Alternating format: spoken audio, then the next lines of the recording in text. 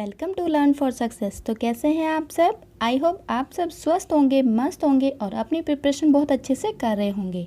आज इस वीडियो में हम आपके साथ सामान्य हिंदी के समास टॉपिक से संबंधित महत्वपूर्ण प्रश्नोत्तर कर रहे हैं, जो कि आपकी सभी प्रतियोगी परीक्षाओं की दृष्टि से बहुत ज़्यादा इम्पोर्टेंट है। आशा है कि यह प्रश्न आपके लिए उपयोगी साबित होंगे।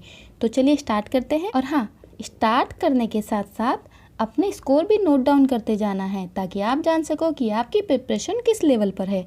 आज का टॉपिक है हमारा समास, और समास के क्वेश्चन आंसर करने से पहले एक बार जान लेते हैं कि समास होता क्या है। समास सब दो शब्दों से मिलकर बना है, सम प्लस आस।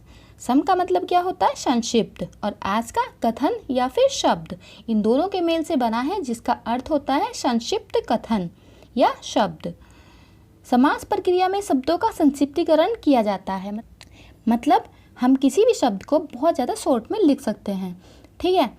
समास क्या होते हैं? दो अथवा दो से अधिक शब्दों से मिलकर बने हुए नए सार्थक शब्द को समास कहते हैं।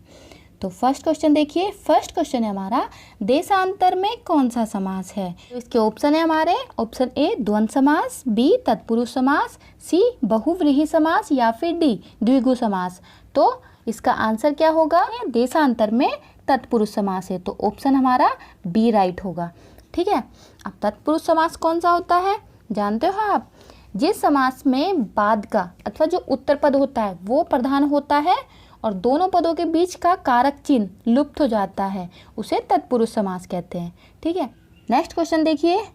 सेकंड क्वेश्चन है हमारा, दशानन में कौन सा समास है? तो दशानन में कौन सा समास है? ऑप्शन है हमारे, ऑप्शन ए तत्पुरुष समास, बी कर्मधारय समास, सी बहुव्रीहि समास या फिर डी द्विगु समास। तो इसका आंसर क्या होगा? देखिए, दशानन में कौन सा समास है? तो दशानन में हमारा कौन सा समास है? दशानन में बहुव्रीहि समास है। ठीक है। अब दशानन में देखिए, दशानन में 10 एक संख्या भी है, तो ये द्विगु समास भी हो सकता है, लेकिन दशानन मतलब 10 है आनंद जिसके, आनंद मतलब सिर, तो ये क्या है? ये तीसरा अर्थ निकाल रहा है, इसीलिए बहुव्रीहि समास। बहुव्रीहि समास क्या होता है? जिस समस्त पद में कोई पद प्रधान नहीं होता है, मतलब ना तो पहला पद प्रधान होता है और ना ही दूसरा, दोनों पद मिलकर किसी तीसरे पद की ओर संकेत करते हैं, मतलब कोई तीसरा ही पद बनाते हैं, उसमें बहुव्रीहि समास होता है। जैसे नीलकंठ, नीलकंठ क्या है? नीला है कंठ जिसका, अर्थात शिव। ठीक है। तो यहाँ पर दोनों पदों ने मिलकर क्या किया? एक तीसरे पद को, किसको? शिव का संकेत किया, इसीलिए इसमें क्या था? बहुव्रीहि समास। ऐसे ही दशानन में है, 10 है आनंद जिसके, अर्थात रावण। ठीक है। तो यहाँ रावण की विशेषता बताई गई है, तो इसमें क्या है? इसमें बहुव्रीहि समास है। आगे देखिए। नेक्स्ट क्वेश्चन है हमारा, चौराहा शब्द में कौन सा समास है? ऑप्शन है, ऑप्शन ए कर्मधारय समास, बी द्वंद्व समास, सी द्विगु समास या फिर डी अव्ययीभाव समास। तो इसमें क्या होगा? चौराहा शब्द में कौन सा समास होगा? तो चौराहा शब्द में द्विगु समास होगा, ऑप्शन सी हमारा राइट होगा। अब द्विगु समास कैसे होगा? जिस समस्त पद का पूर्व पद संख्यावाचक विशेषण हो वह द्विगु समास होता है, मतलब जो पहला पद होता है वो कैसा? वो संख्यावाची होता है, इसमें समूह या समाहार का ज्ञान होता है। ठीक है। इसीलिए क्या है? द्विगु समास। चौराहा मतलब 4 राहों का समूह। ठीक है। आगे देखिए। नेक्स्ट क्वेश्चन है हमारा, तिरंगा में कौन सा समास है? तो तिरंगा में कौन सा समास है? ऑप्शन देखिए, ऑप्शन ए द्वंद्व समास, बी द्विगु समास, सी अव्ययीभाव समास या फिर डी तत्पुरुष समास। तो इसमें क्या होगा? तो ये भी देखिए, तिरंगा, तिरंगा मतलब क्या होता है? 3 रंगों का समूह। ठीक है। तो तिरंगा में क्या है? 3 रंगों का समूह, तो इसका क्या होगा? इसका भी द्विगु समास होगा। द्विगु समास क्यों होगा इसका? क्योंकि क्या है? इसमें संख्यावाची है ये। ठीक है। पहला पद इसका संख्या को इंगित कर रहा है। ठीक है। तो इसका आंसर क्या होगा? Option B. फिफ्थ क्वेश्चन देखिए, देव जो महान है यह किस समास का उदाहरण है? तो यह किस समास का उदाहरण होगा? ऑप्शन देखिए, ऑप्शन ए कर्मधारय समास, बी बहुव्रीहि समास, सी तत्पुरुष समास या फिर डी अव्ययीभाव समास। तो इसका आंसर क्या होगा? इसका आंसर होगा ऑप्शन ए कर्मधारय समास। कर्मधारय समास क्या होता है? जिस समस्त पद का उत्तर पद प्रधान हो और पूर्व पद या फिर उत्तर पद में उपनाम और उपमेय या विशेषण विशेष्य का संबंध हो उसे कर्मधारय समास कहते हैं। ठीक है, विग्रह करने पर इन दोनों के बीच में क्या है और जो, ये या फिर के समान ये दोनों आ जाए तो वहाँ क्या होता है, वहाँ कर्मधारय समास होता है। तो इसकी पहचान के लिए क्या जरूरी है, इसमें जो है ये आ जाए और दूसरा क्या, के समान ये आ जाए। ठीक है, तो वहाँ क्या होगा, वहाँ फिर कर्मधारय होगा। और यहाँ देखो जो है ये आ गया ना, तो ये क्या है, ये कर्मधारय समास है। आगे देखिए, नेक्स्ट क्वेश्चन है हमारा, घुड़दौड़ का समास विग्रह बताइए।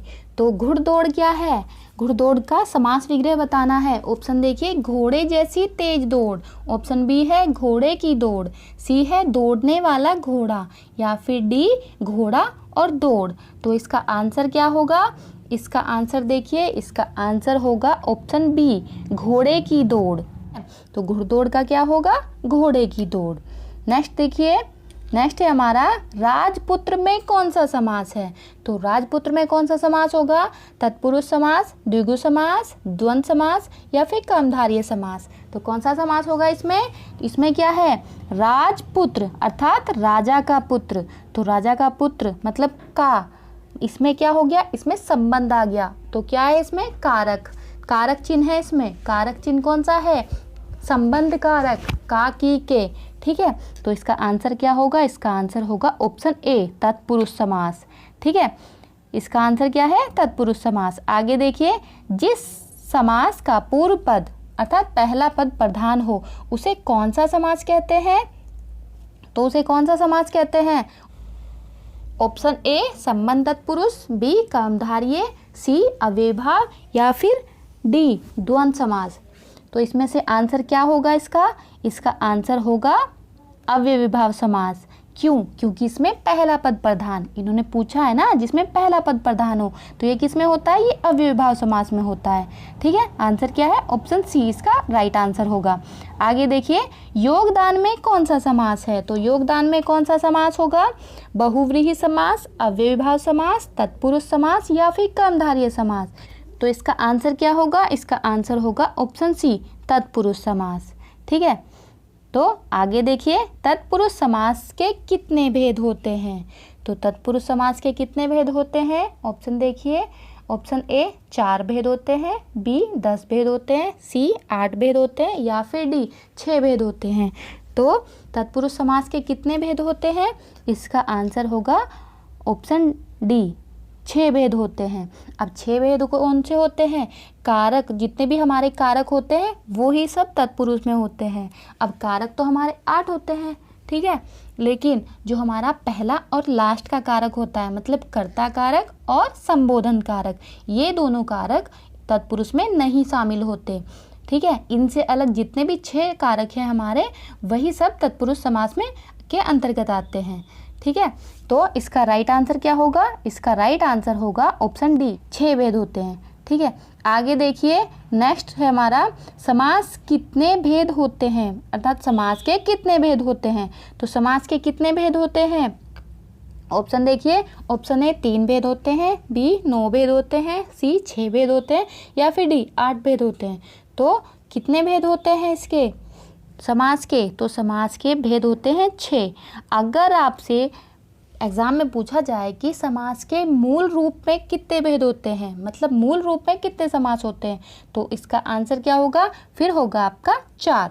तो मूल रूप के कितने होते हैं, 4 समास होते हैं। मूल रूप से 4 समास होते हैं। और अगर पूछा जाए कि समास के कितने प्रकार होते हैं अर्थात कितने भेद होते हैं, तो आपको 6 भेद बताने हैं। ठीक है, मूल रूप के कितने होते हैं, 4, और समास के भेद कितने होते हैं, 6। ठीक है, नेक्स्ट क्वेश्चन है हमारा, अगोचर में कौन सा समास है। तो इसका क्या आंसर होगा, ऑप्शन देखिए, ऑप्शन ए अव्ययभाव, बी पंचमी तत्पुरुष, सी नए तत्पुरुष या फिर डी कर्मधारय तत्पुरुष। तो इसमें कौन सा होगा, इसका आंसर होगा ऑप्शन सी नए तत्पुरुष। ठीक है, इसे क्या बोला जाता है, नए तत्पुरुष। अब ये होता क्या है, मोस्टली तो ये संस्कृत में यूज होता है, लेकिन यहाँ भी होता है। जैसे यदि तत्पुरुष समास में प्रथम शब्द न, ठीक है, प्रथम शब्द क्या, न, अगर न रहे और दूसरा संज्ञा या विशेषण शब्द रहे तो नए तत्पुरुष समास होता है। अब देखो यहाँ भी क्या है, यहाँ हमारा प्रथम शब्द क्या है, अ का मतलब ही न होता है, ठीक है, रहित, किसी चीज से रहित होता है। तो यहाँ क्या है, नए तत्पुरुष होगा। शब्द का पहला वर्ण स्वर हो तो न या फिर अन में बदल जाता है, ठीक है। जिस समास के, इसकी परिभाषा देख लीजिए, जिस समास के पूर्व पद में निषेध सूचक नकारात्मक शब्द कौन कौन से होते हैं, अ, अन, न, गैर या ना लगे हों, जैसे अधर्म, अयोग्य, अनहोनी, अनाचार, अनावश्यक, अनिष्ट, नपुंसक, गैरवाजिब, नापसंद, नामर्द या नालायक या फिर अगोचर कह लीजिए। तो जिसमें ये सब आए तो वो क्या है, वो हमारा नए तत्पुरुष होगा, ठीक है। क्लियर हुआ। आगे देखिए, नेक्स्ट क्वेश्चन है हमारा 13 क्वेश्चन है, मृगनयन में कौन सा समास है। तो मृगनयन में कौन सा समास है, ऑप्शन देखिए, ऑप्शन ए तत्पुरुष समास, बी द्वंद्व समास, सी कर्मधारय समास या फिर डी द्विगु समास। तो इसका आंसर क्या होगा, इसका आंसर होगा कर्मधारय समास, ठीक है। इसमें क्या है, मृग जैसे है नयन, मृग के समान नयन। अब देखिए कर्मधारय की पहचान बताई थी, जिसमें है जो ये आए या फिर के समान आए, वहाँ क्या होगा, वहाँ हमारा कर्मधारय समास होगा। अब देखो इसमें मृग नयन में क्या है, मृग के समान नयन है जिसके, ठीक है, मृग के समान नयन, तो ये क्या है, मृगनयन। मृगनयन में फिर कौन सा समास होगा, इसमें हमारा कर्मधारय समास होगा। तो राइट आंसर क्या है, ऑप्शन सी कर्मधारय। 14th क्वेश्चन देख लीजिए, यथाकर्म में कौन सा समास है। ऑप्शन ए कर्मधारय समास, बी अव्ययीभाव समास, सी तत्पुरुष समास या फिर डी द्विगु समास। तो इसका आंसर क्या होगा, इसका आंसर होगा ऑप्शन बी अव्ययीभाव समास। अब कैसे होगा, अब देखिए अव्ययीभाव समास में क्या होता है, जिस समास का पहला पद, हमने बताया था ना कि पहला पद अव्यय हो या प्रधान हो, ठीक है, पहला पद प्रधान हो या फिर अव्यय हो, उसे अव्ययीभाव समास कहते हैं। जैसे पहला पद क्या क्या हो सकते हैं, जैसे अनु, आ, प्रति, यथा, भर, यावत, हर, ये सब, ठीक है। तो इनमें से कोई भी हो, तो यहाँ हमारा क्या आ रहा है, यहाँ हमारा यथा आ रहा है, ठीक है। तो पहला शब्द क्या है, यथा, दूसरा कर्म। तो यथा का क्या मतलब होता है, यथा का मतलब होता है जैसा, ठीक है। तो यथा कर्म मतलब जैसा कर्म हो, ठीक है। तो इसका आंसर क्या होगा, इसका राइट आंसर होगा ऑप्शन बी अव्ययीभाव समास।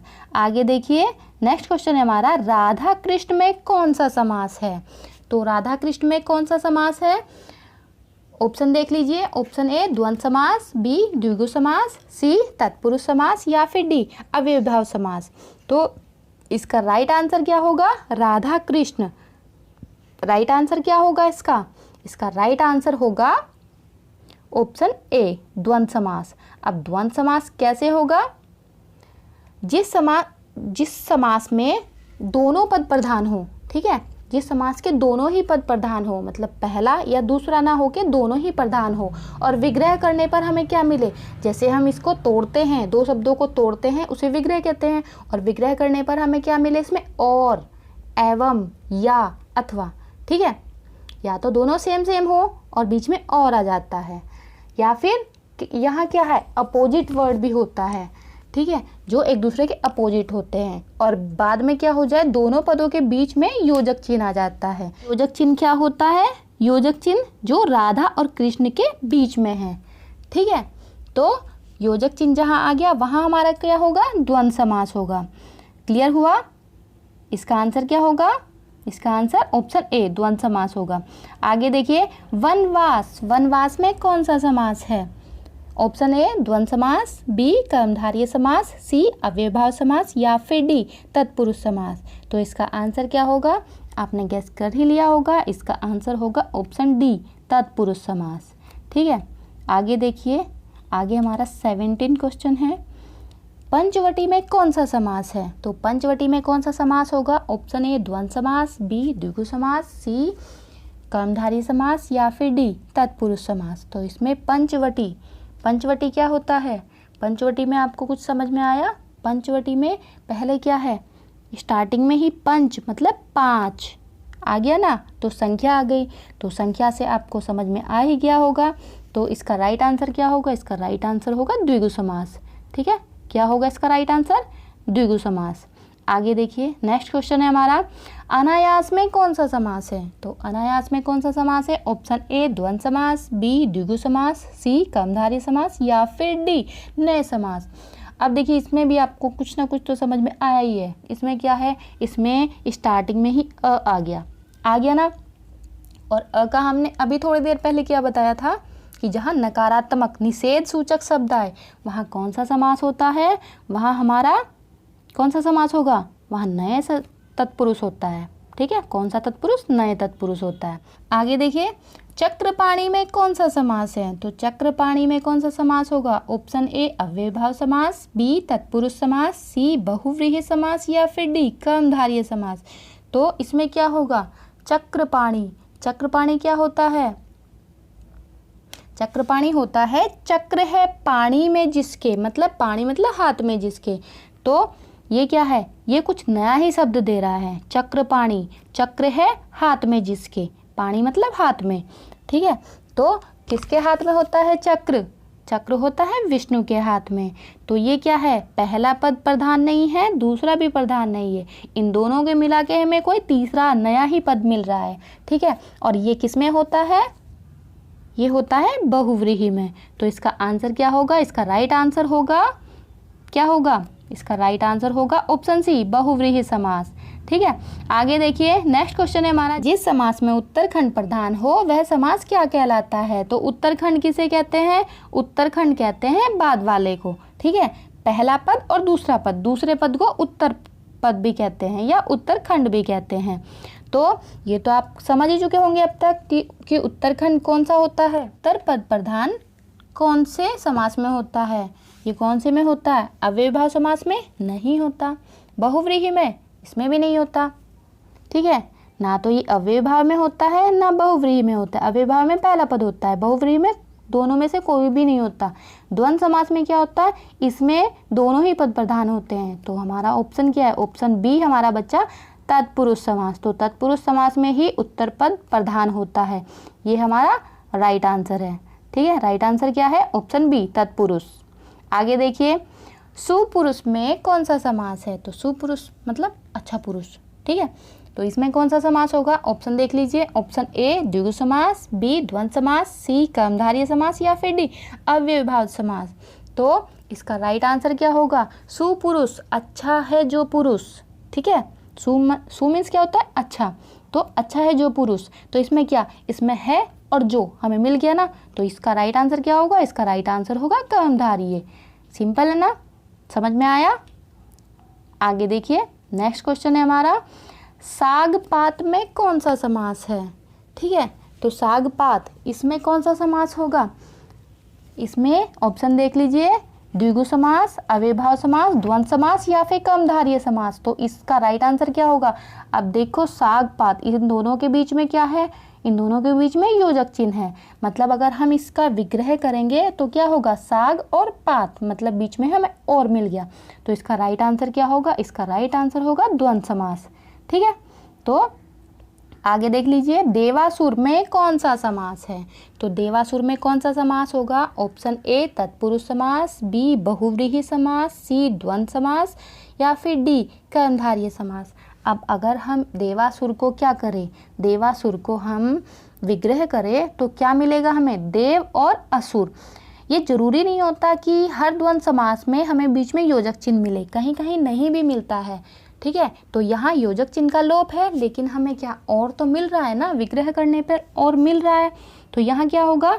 देवासुर, देव और असुर। तो इसका राइट आंसर क्या होगा? इसका राइट आंसर होगा द्वंद्व समास। ठीक है, तो यहाँ भी क्या है?